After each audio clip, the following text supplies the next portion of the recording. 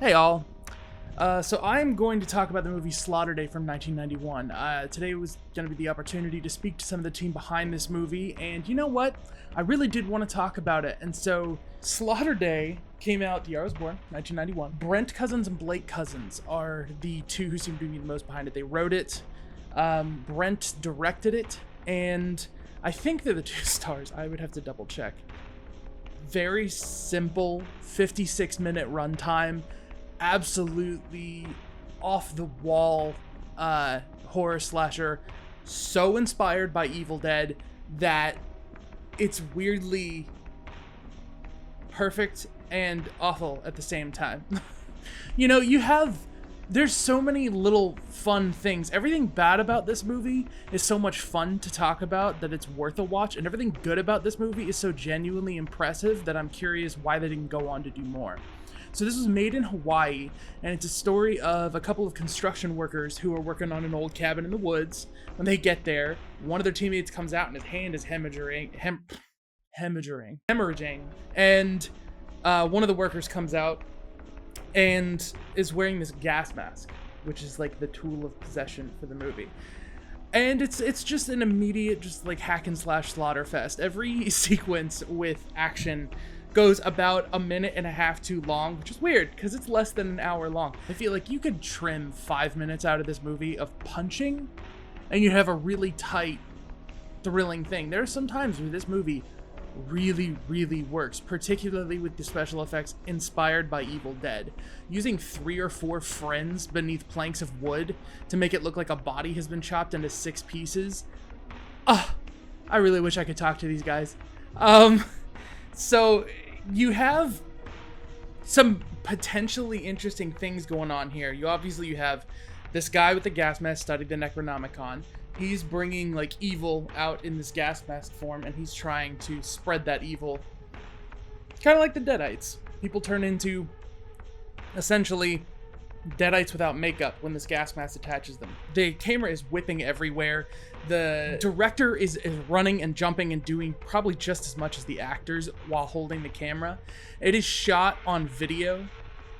I don't know what that's going to mean for a Blu-ray release, but this is the first time it's been on disc. So if you're going to watch it, this is the way you're going to watch it, right?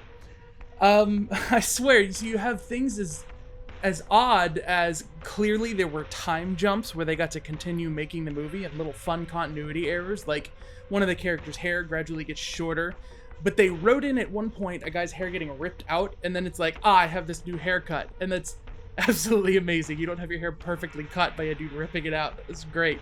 It's so ambitious. People falling through the floor, like gore spewing everywhere, like toy guns, and then like the most realistic splatter gunshots inspired by the special effects of like all these 80s slasher movies.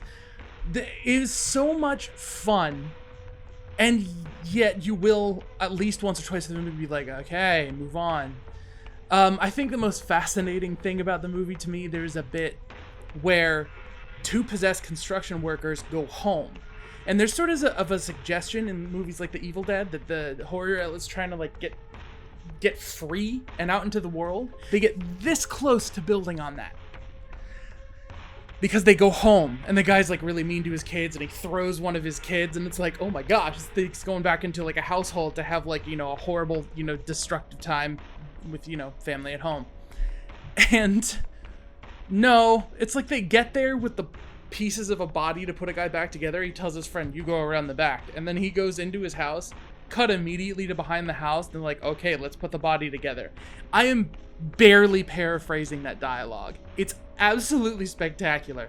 So they were so inventive. The people had enough talent to use a basically camcorder to shoot at night where you shouldn't be able to see anything, and then light their set with real fire to give a certain amount of demonic, definitely Sam Raimi inspired sort of thing to it. And it's funny because I'm labeling it too much, but in 1991 you would think this is like when videos are being passed around, and it's not even like there's so much talent here for what people could be. But you know what?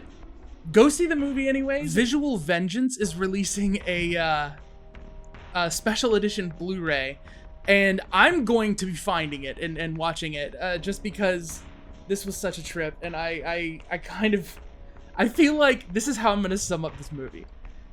Either you appreciate this kind of stuff so much that it's fun for you and it's a crowd fun movie, like to be sitting in a group of your friends, or it is the greatest movie to play as a prank for someone who does not like horror movies, not as scared of horror movies. I wouldn't want to traumatize somebody, but for one of those people who's like, horror movies are not art, be like, oh, you haven't seen Slaughter Day, and put this on.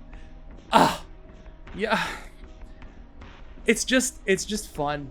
And, you know, I think so many people walk around when they're in their 20s with this, like, you know, want to take on the world vibe of wanting to jump and punch and swing and fling their way through all these action adventure stuff. And this group of friends were like, you know, screw it. We're going to live it for a little bit. And they did. And they have that captured forever. And I can only imagine how great that is for them and the circle that made it. And, you know, it's so much fun. Good for them. It's terrible. And it's amazing. Go watch Slaughter Day.